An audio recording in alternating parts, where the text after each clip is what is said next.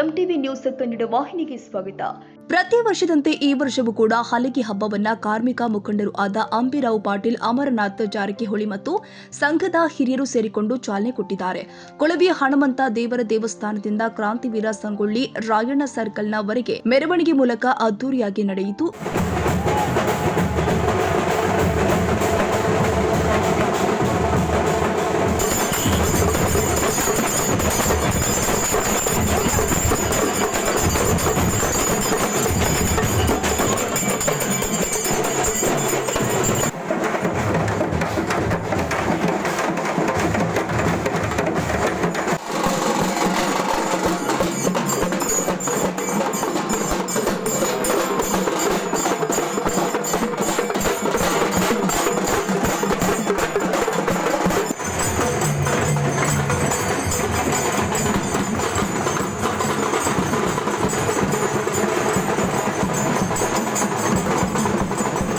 ಈ ಸಂದರ್ಭದಲ್ಲಿ ಗೋಕಾಕ್ ನಗರದ ಎಲ್ಲ ಹಿಂದೂ ಬಾಂಧವರು, ಗಣ್ಯ ವ್ಯಾಪಾರಸ್ಥರು, ರಾಜಕೀಯ ಮುಖಂಡರು, ಎಲ್ಲ ಕಾರ್ಯಕರ್ತರು ಭಾಗಿಯಾಗಿದ್ದರು.